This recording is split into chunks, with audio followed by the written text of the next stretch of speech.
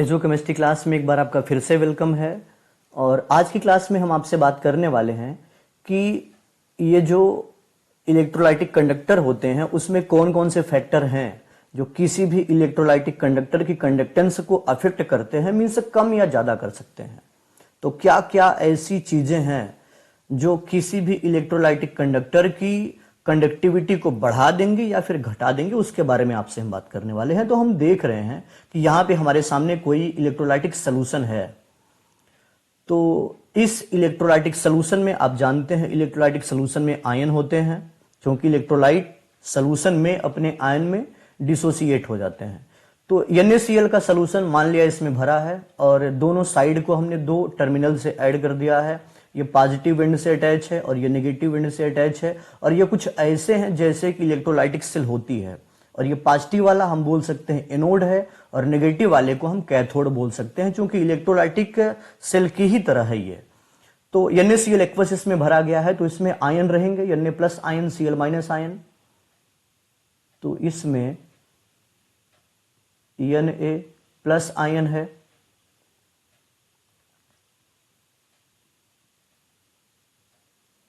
और इसमें Cl minus ion भी है,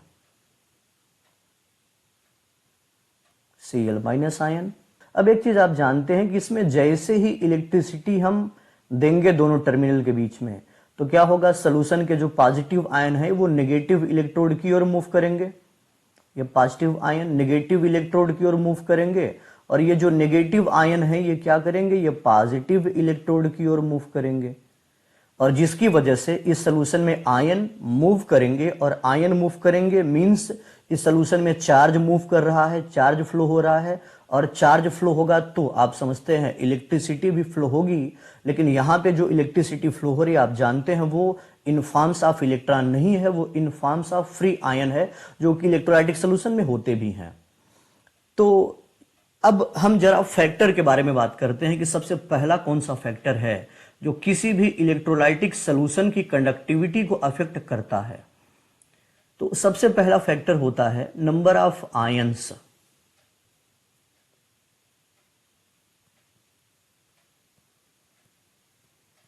नंबर ऑफ आयंस। तो आप ये समझते हैं किसी भी सोल्यूशन में जितने ही ज्यादा आयन होंगे, बात समझें आप, किसी भी सोल्यूशन में जितने ही ज्यादा आयन होंगे उतने ही ज्यादा आयन उस सोल्यूशन में अपोजिट इलेक्ट्रोड की ओर मूव भी कर पाएंगे। मींस उस सोल्यूशन में उतने ही ज्यादा आयन फ्लो होंगे, उतना ही ज्यादा चार्ज फ्लो होगा और उस सोल्यूशन की इलेक्ट्रिसिटी को कंडक्ट करने की टेंडेंसी, स्ट्रेंथ उतनी ही ज्यादा होगी, उसकी चालकता ज्यादा होगी।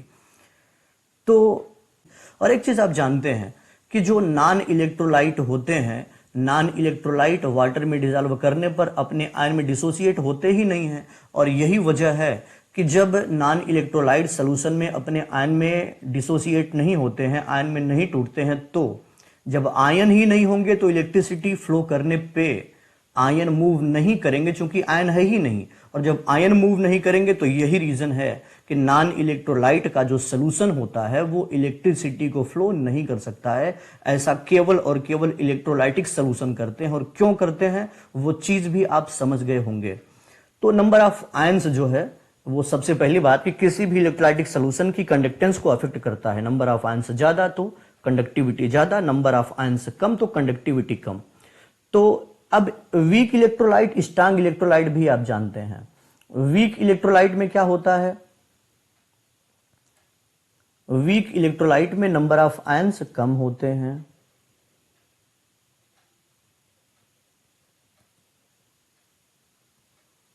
वीक इलेक्ट्रोलाइट में आयन कम होंगे, क्योंकि वीक इलेक्ट्रोलाइट ऐसे सब्सटेंस होते हैं, ऐसे इलेक्ट्रोलाइट होते हैं जो कि वाटर में डिजॉल्व करने पर अपने आयन में बहुत कम ब्रेक होते हैं। तो आयन कम होंगे तो कंडक्टेंस भी कम होगी। लेकिन जो स्ट्रांग इलेक्ट्रोलाइट होते हैं उनकी कंडक्टेंस बहुत ज्यादा होती है। स्ट्रांग इलेक्ट्रोलाइट के सोल्यूशन में नंबर ऑफ आयंस ज्यादा होते हैं, जिसकी वजह से कंडक्टिविटी भी, कंडक्टेंस भी ज्यादा होती है। ये चीज आप समझते हैं। हम अगले फैक्टर पे चलते हैं।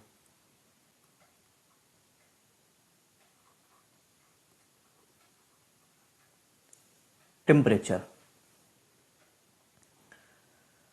देखिए, एक चीज आप समझते हैं कि किसी भी इलेक्ट्रोलाइटिक सॉल्यूशन, चूंकि उसी के बारे में हम बात कर रहे हैं, तो किसी भी इलेक्ट्रोलाइटिक सॉल्यूशन का जो टेम्परेचर होगा, अगर हम टेम्परेचर इंक्रीज कर दें तो टेम्परेचर इंक्रीज करने पर उस सॉल्यूशन में जो आयन है, जो केटायन और जो एनायन है, उन आयनों की काइनेटिक एनर्जी भी बढ़ जाती है। और जब काइनेटिक एनर्जी बढ़ जाएगी तो आयन और तेजी से और आसानी से मूव करेंगे, और आयन आसानी से मूव करेंगे तो आपको पता है कंडक्टेंस की वैल्यू भी बढ़ जाएगी, कंडक्टेंस ज्यादा होगी। और इसके रिवर्स में अगर हम देखें तो टेम्परेचर कम करने पे इलेक्ट्रिक कंडक्टेंस घटती है।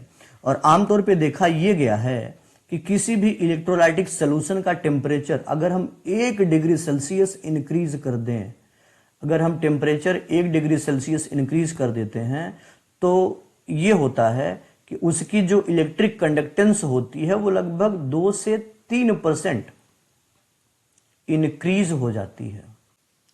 और टेम्परेचर का इफेक्ट एक तरीके से और समझ सकते हैं आप, आपको पता है कि अगर हमारे पास कोई वीक इलेक्ट्रोलाइट रहा होता, तो जो वीक इलेक्ट्रोलाइट ऐसे होते हैं जो कि 100% अपने आयन में डिसोसिएट होते ही नहीं है, मैक्सिमम 8 to 10% डिसोसिएट होते हैं। तो आपको शायद ये पता होगा कि अगर हम टेम्परेचर इंक्रीज करते हैं तो वीक इलेक्ट्रोलाइट का जो डिग्री ऑफ डिसोसिएशन होता है, डिसोसिएशन की जो रेट होती है वो इंक्रीज होती है। मींस टेम्परेचर इंक्रीज करने पर वीक इलेक्ट्रोलाइट और ज्यादा आयन में ब्रेक होंगे, नंबर ऑफ आयन्स बढ़ेगा। तो अभी आपने देखा नंबर ऑफ आयन्स बढ़ने के नाते भी इलेक्ट्रिसिटी को कंडक्ट करने की टेंडेंसी बढ़ जाती है।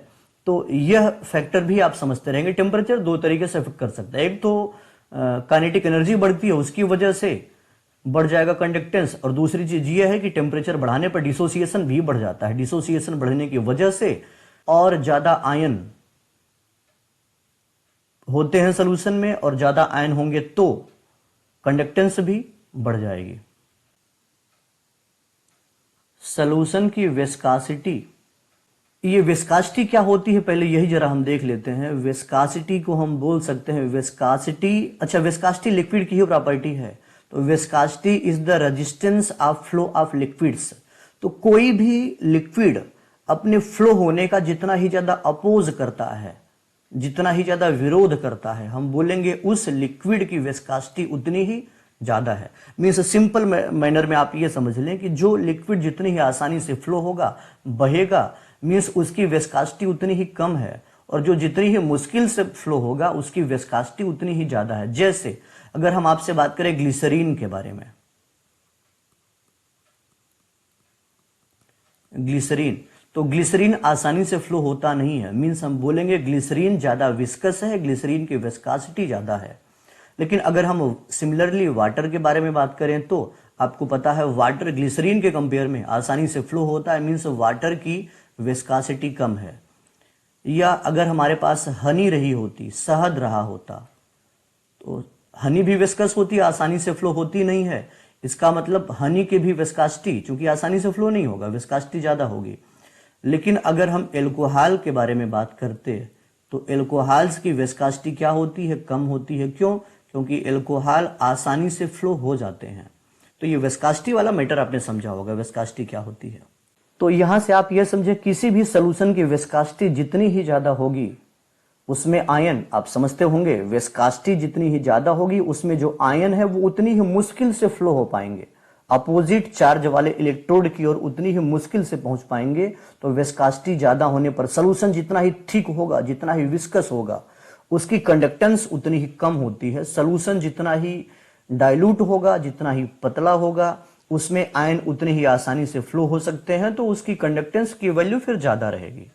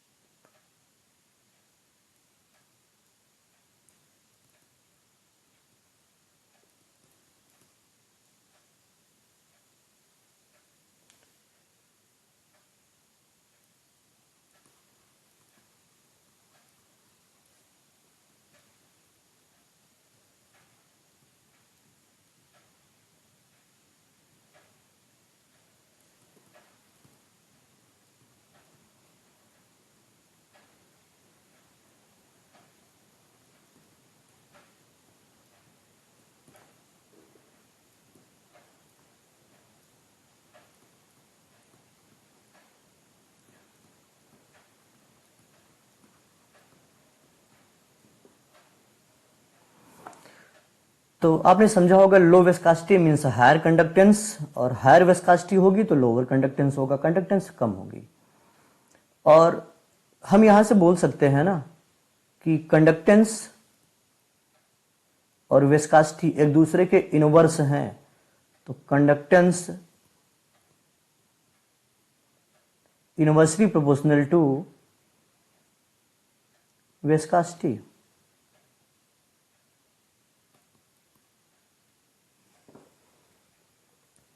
हम अगले फैक्टर के बारे में बात करते हैं। तो हम ये बात करने वाले हैं कि सॉल्यूशन का जो डाइल्यूशन होता है, सॉल्यूशन कितना डाइल्यूट होगा उसकी कंडक्टेंस उतनी ही ज्यादा होगी। सॉल्यूशन जितना ही कम डाइल्यूट होगा मींस जितना ही कंसंट्रेट होगा उसकी कंडक्टेंस उतनी ही कम होती है। कैसे, ये बाय एग्जांपल हम समझते हैं। हमारे पास दो सॉल्यूशन है, एक सॉल्यूशन का वॉल्यूम 1 लीटर है, दूसरे सॉल्यूशन का वॉल्यूम 2 लीटर हमने लिया है, और दोनों में हमारे पास 100 आयन है। 100 आयन इस 1 लीटर सॉल्यूशन में है, फिर वही 100 आयन इस 2 लीटर सॉल्यूशन में है। आयन यहां पे हम दिखा भी सकते थे, जैसे हम दिखा दे रहे हैं, ये positive ion, positive ion, negative ion, positive ion, negative ion, ऐसे कुछ दोनों में है।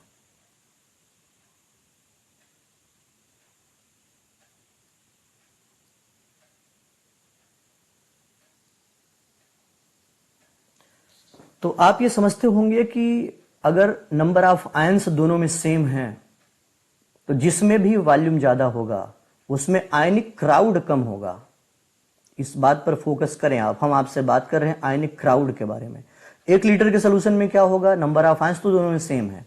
1 लीटर के सोल्यूशन में 100 आयन है बहुत छोटे से वॉल्यूम में, और 2 लीटर सोल्यूशन में क्या है, यहां भी 100 आयन है लेकिन वॉल्यूम थोड़ा ज्यादा है। तो यहां पे जब आयन दूसरे वाले सोल्यूशन में जब आयन मूव करेंगे अपोजिट चार्ज वाले इलेक्ट्रोड की ओर, तो उनकी कोलिजन की पॉसिबिलिटी कम है, वो टकराएंगे नहीं, वो आसानी से मूव कर पाएंगे क्योंकि आयनिक क्राउड कम है। लेकिन पहले वाले सोल्यूशन में क्या होगा, जब आयन मूव करेंगे तो ज्यादा पॉसिबिलिटी है, क्योंकि क्राउड बहुत ज्यादा, स्पेस बहुत कम है, तो यहां पे ज्यादा पॉसिबिलिटी है कि आयन जब भी फ्लो होंगे तो एक दूसरे से कोलाइड करेंगे। और वाकई में यही रेजिस्टेंस है, रेजिस्टेंस ज्यादा होगा, कंडक्टेंस कम होगी, क्योंकि आयन आसानी से यहां पे फ्लो नहीं हो पाएंगे। तो आपने देखा कि ये वाले सोल्यूशन की कंडक्टेंस ज्यादा है और ये वाले सोल्यूशन की कंडक्टेंस कम होगी। क्यों कम होगी आप समझते हैं, वो आयनिक क्राउड वाला मैटर है। कम स्पेस, ज्यादा आयन, आयनिक क्राउड ज्यादा है, आयन आसानी से मूव नहीं होंगे। यहां पे ज्यादा स्पेस है, ज्यादा वॉल्यूम है और नंबर ऑफ आयन्स उतने ही हैं, तो यहां पे आयन फ्रीली आसानी से मूव कर सकते हैं अपोजिट चार्ज वाले इलेक्ट्रोड की साइड में। इलेक्ट्रोड हालांकि यहां पे हमने दिखाया नहीं, आप समझते होंगे। तो आप ये समझते हैं क्योंकि आयन जितनी ही फ्रीली, जितनी आसानी से सोल्यूशन में मूव करेंगे कंडक्टेंस उतनी ही ज्यादा होगी, आयन जितनी ही मुश्किल से मूव करेंगे कंडक्टेंस उतनी ही कम होगी। तो आयन जितने ही हल्के होंगे वो उतनी ही आसानी से मूव कर पाएंगे, कंडक्टेंस ज्यादा होगी। आयन जितने ही हैवी होंगे उतनी ही मुश्किल से मूव कर पाएंगे अपोजिट चार्ज वाले इलेक्ट्रोड के साइड में, तो कंडक्टेंस की वैल्यू भी कम होगी। फिर जैसे हम यहां पे 2 सोल्यूशन लेते हैं, हमारे पास एक मान लिया NaCl है, एक्वस NaCl है। NaCl में आयन क्या क्या होंगे, Na पॉजिटिव आयन होंगे और Cl नेगेटिव आयन होगा। अच्छा, अगली बार हमारे पास KBr है, पोटेशियम ब्रोमाइड का सोल्यूशन है, पोटेशियम ब्रोमाइड है, K+ और Br माइनस। अब इसमें हमको on the basis of weight, ion का वेट कितना है उसके बेसिस पे हमको पता करना है कि किस आयन की कंडक्टिविटी कम होगी और किस सॉल्यूशन की कंडक्टिविटी ज्यादा होगी। तो सिंपल मैनर में आप यहां पे ये समझते होंगे कि हम यहां पे सारे आयनों के वेट जरा लिख देते हैं। तो Na+ आयन का जो वेट होता है, क्योंकि एटॉमिक वेट Na का 23 होता है AMU और Cl का होता है 35.5 AMU, और K+ एटॉमिक वेट 39 होता है और Br नेगेटिव का एटॉमिक वेट 80 होता है। हालांकि आयन है और आयन के वेट में और एटम के वेट में ज्यादा डिफरेंस होता नहीं। इलेक्ट्रॉन के आने या निकलने से वेट में कोई फर्क ज्यादा पड़ता नहीं है, इसी नाते आयन का वेट और एटम के वेट में ज्यादा अंतर नहीं होता है। हम एटॉमिक वेट को ही लगभग आयनिक वेट, या मालिक्यूल होते तो मालिकुलर वेट को ही लगभग आयनिक वेट हम लिख सकते थे। तो आपने देखा कि कौन से आयन हल्के हैं या किस इलेक्ट्रोलाइटिक सॉल्यूशन के आयन हल्के हैं और किस इलेक्ट्रोलाइटिक सॉल्यूशन के आयन हैवी हैं। तो आपको अंदाजा हो गया होगा कि Na+ और Cl- हल्के हैं। यहां पे जो पॉजिटिव आयन है केटायन वो हल्का है, लेकिन दूसरे सॉल्यूशन का पॉजिटिव आयन केटायन भारी है। पहले सॉल्यूशन का एनायन नेगेटिव आयन हल्का है, दूसरे सॉल्यूशन का नेगेटिव आयन भी हैवी है। तो क्या होगा, इस NaCl के सॉल्यूशन में क्या होगा, जो आयन है वो हल्के हैं, KBr के सॉल्यूशन में आयन हैवी हैं। तो हैवी आयन आसानी से फ्लो होते नहीं हैं, तो इसकी कंडक्टेंस KBr अगर एक्वस है, इसकी कंडक्टेंस क्या होगी, कम होगी, इसकी कंडक्टेंस ज्यादा होगी। ये चीज आप समझते हैं, आयन जितने ही हल्के उतनी आसानी से मूव करेंगे। तो ये तो अभी हम बात कर रहे थे कि कौन कौन से फैक्टर ऐसे हैं जो कि किसी भी इलेक्ट्रोलाइटिक कंडक्टर की कंडक्टेंस को अफेक्ट करते हैं। Thank you.